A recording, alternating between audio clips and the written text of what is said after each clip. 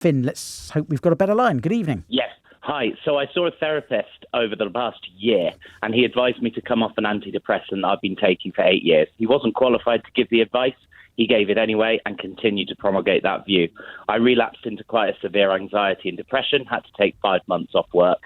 I've written to him claiming that he hasn't conducted the service with reasonable care and skill, and that I'm entitled to, under the Consumer Rights Act, some level of recompense. I said also I'm considering an injury claim.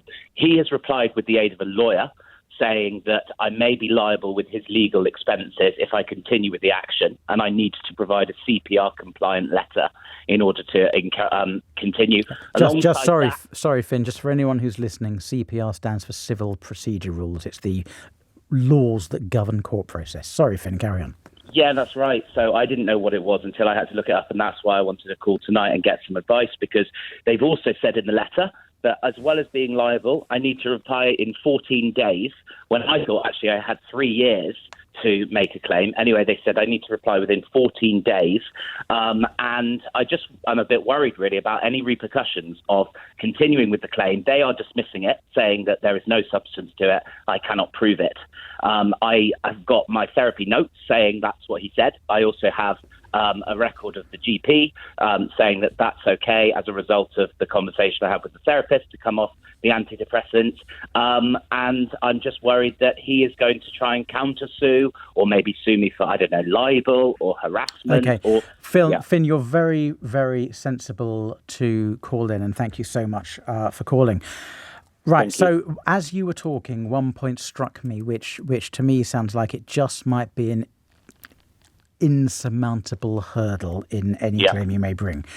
First of all, you would have to show that the therapist was negligent in telling you to come off medication. That's not going to be hard if he's not medically qualified. I'm taking you at your word that he's not medically qualified. No, he's not. So that should be fairly straightforward.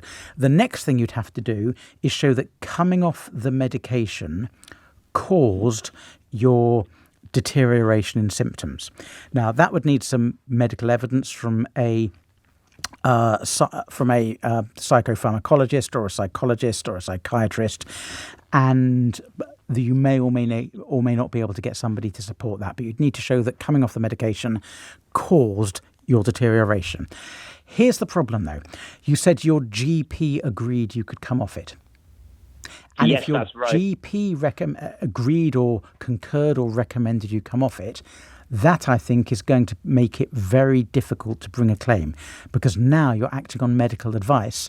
And unless the GP was negligent as well, it sounds like a reasonable medical decision to take you off that medication. So what do I say in the reply then? Do I have 14 days as they suggest? No.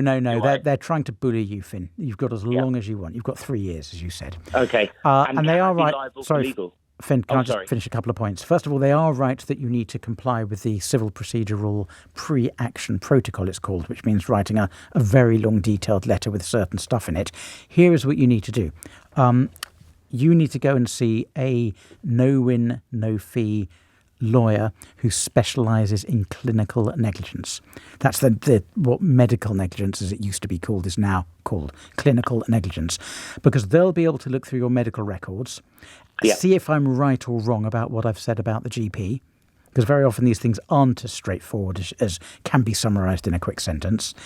And if they think you've got a decent claim, they'll either act for you on a no-win, no-fee basis, or they'll help you take out insurance to cover against the cost of the other side winning. And if I don't take him to court and just continue writing saying, well, he's made a mistake, I would like some recompense, I would like to avoid the courts, can I be liable for his legal costs? No.